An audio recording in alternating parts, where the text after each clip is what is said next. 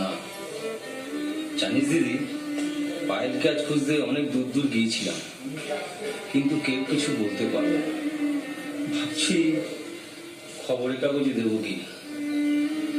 22টা দিন হয়ে গেল মেয়েটা বাড়ির বাইরে, অথচ এই মেয়ে কোনোদিন তোকে আর আমাকে ছেড়ে এক মুহূর্ত বাড়ির বাইরে যায়নি। আচ্ছা, ওর কি একটুক্ষণের জন্য তোর আর আমার কথা মনে পড়ছে না? মন, তোকে মন বলে কিছু আছে? সব পাথর হয়ে গেছে।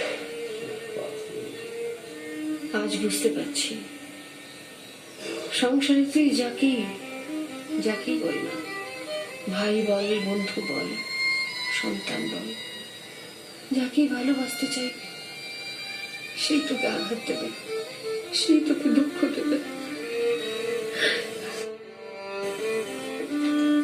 ঠিক বলেছিস দিদি, যে গেছে তার জন্য নিজেকে শেষ করলে হবে না। হয়তো পায়েলকে আমরা একদিন খুঁজে পাবো, কিন্তু সেদিনও সবকিছু শেষ হয়ে যাবে।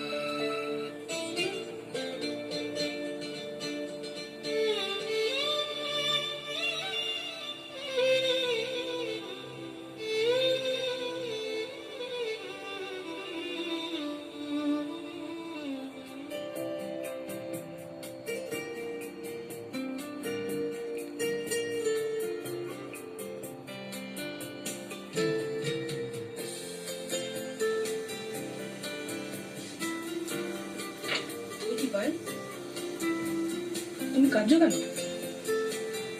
কি আছে বলো আমাকে, কি হয়েছে? তুমি কাঁদছো কেন? ও বুঝেছি, বাড়ির জন্য মন খারাপ করছে।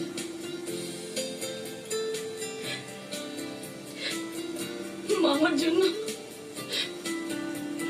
জন্য খুব মন খারাপ করেছে আজকে।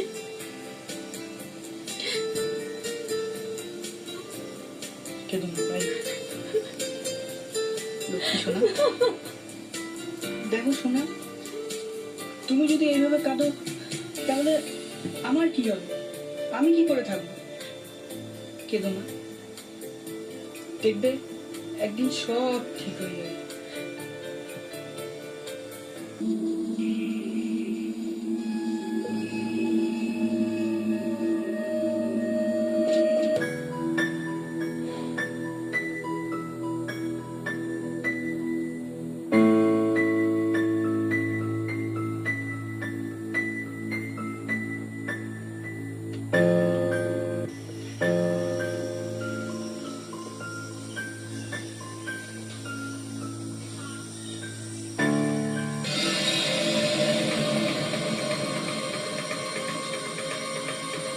হ্যালো, আমি কালী বলছি।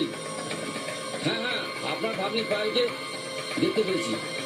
হ্যাঁ হ্যাঁ, যেখানে শীতলপুরের জমি দেখতে গিয়েছিলাম ঠিক সেখানে। হ্যাঁ হ্যাঁ, বাইরে চেয়ে নিয়েছি, খুব ভালো করে চেয়ে নিয়েছি। হ্যাঁ হ্যাঁ, আপনি একটু আসুন। হ্যাঁ একটু আসুন।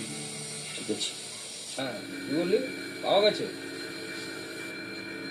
মাধু, এই মাধু, এই ড্রাইভারকে বল গাড়ি বার করতে, পায়েলের খোঁজ পাওয়া গেছে।